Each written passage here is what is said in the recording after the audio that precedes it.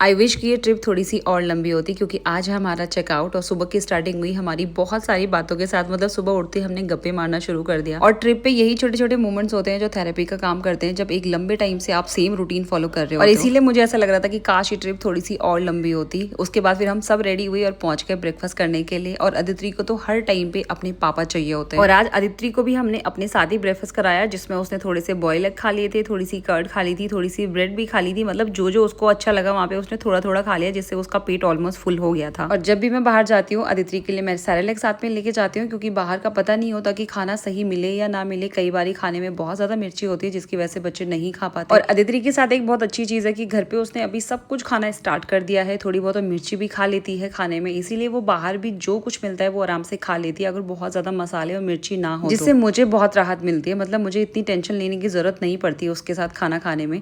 उसके बाद फिर हम चले गए थे पूल साइड, क्योंकि बच्चों का बहुत मन था पूल में जाने का। वैसे तो बहुत तेज धूप थी इस टाइम पे और टैनिंग होने वाली थी बहुत गंदी, इसीलिए हम पूल में उतरे ही नहीं। बट बच्चों का बहुत मन था तो उन्होंने तो खूब एंजॉय किया। उसके बाद अदिति भी पहुंच गई थी पूल में मासी के साथ और फिर अपने पापा के साथ। और वो तो बाहर आना ही नहीं चाहती थी, मतलब उसका तो जैसे दिन ही बन गया हो। एक दो बारी हमने ट्राई भी किया कि अब बहुत हो गया, क्योंकि टैनिंग हो जाएगी और धूप बहुत ज्यादा है।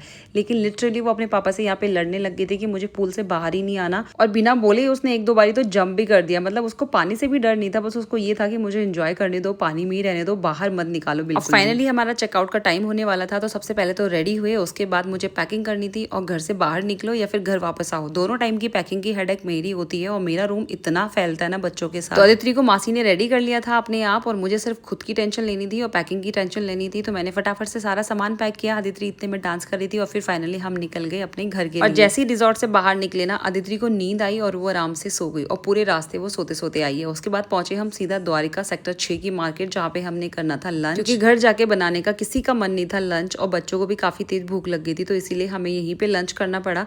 और अदिति ने भी हमारे साथ ही जो हमने लिया अपने लिए दाल चावल पनीर की सब्जी और रोटी, उसने थोड़ी थोड़ी खा के अपना पेट फुल कर लिया। तो लंच की भी मुझे उसकी टेंशन नहीं। अब लंच करने के बाद यही एक पॉइंट था जहाँ से हम सब अपने अपने घर निकलने वाले थे और सबके रास्ते अलग अलग होने वाले थे। तो हमारी ट्रिप जो थी वो यहीं पे खत्म हुई और सबने एक दूसरे को बाय बाय किया और सब अपने अपने घर की तरफ अपने अलग अलग रास्ते निकल गए। वैसे तो ये ट्रिप एक ही दिन की थी, लेकिन हम सब लोगों ने बहुत एंजॉय किया और पूरी ट्रिप कब निकल गई पता ही नहीं चला। ऐसा लगा बस गए और आए।